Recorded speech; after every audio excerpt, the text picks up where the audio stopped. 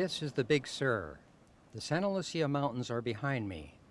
There's no place on earth quite like this, for in the sea, 180 feet below these marine terraces, nephrite jade may be found. I was drawn to the shapes and forms of the sea-worn jade, the raised and depressed areas which I call muscle lines, and the ridge lines which are formed by sand pelting and wearing the jade from different directions. Curious people would somehow always get around to questions of, what are you doing this for? And what will the jade be worth? This money talk about jade wasn't the point. Jade's value is not how much money you can get for it. Its value is what the jade gives to you. We weren't just getting a jade boulder out of the sea. Ours was a quest for meaning and truth, to do something we would be proud of.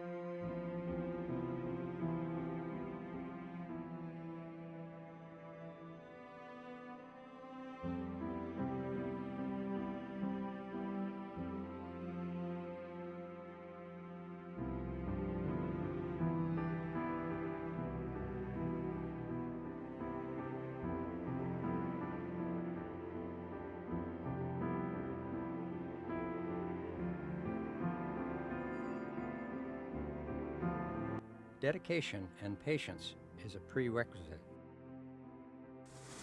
Nephrite jade is the toughest, not hardest, of all stones. It cannot be chipped, but must be sawed or ground with special tools.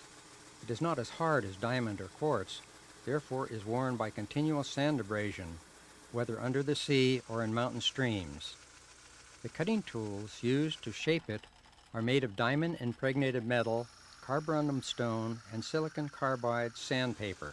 On larger sculptures, I paint the surface with red oxide paint, then grind or sand it away, assuring that every surface is completely covered. Each piece is a study in concentration, a meditation, a going within, is a deep connection with self as well as with nature. Our connection to stone is important to our reverence for the earth and what is on it, as is our connection to all forms of being. It took 4 of us, Sonny Phillips, Gary Carmignani, Jim Norton, and Don Wobber, 8 months to bring this large nodule of nephrite jade, christened the nephropod, out of the sea. At the time, I did not know what this seemingly endless struggle with the nephropod was really about. What for my major partner Jim was a once-in-a-lifetime adventure, for me became a gift of self, a breaking away from a present life, and a step into a future that would connect me with jade in deeper ways than I could ever imagine. Feelings about our jade and what it had come to mean to us were hard to put into words. Somewhere along the line, I said to Jim, "If we ever get this damn thing out of the sea, let's bring it through Chinatown. I bet it will cause a sensation." Of the whole day was good news from people. It was like a huge celebration. People had read the story. They figured us, I guess, as adventurers. She had her hand on the rock, and she said, "Honey, I'm never going to forget this rock." And she kept saying it. She had about 3 or 4 times. She said, "I'm never going to forget this rock. Never going to forget this rock." We later donated the nephropod to the Oakland Museum, where it resides to this day. I believe jade is meant to be touched, that the sense of touch is a direct pathway to the soul. Touching, Caressing the jade is like at last touching the innermost self, a primitive connection which holds one outside of time.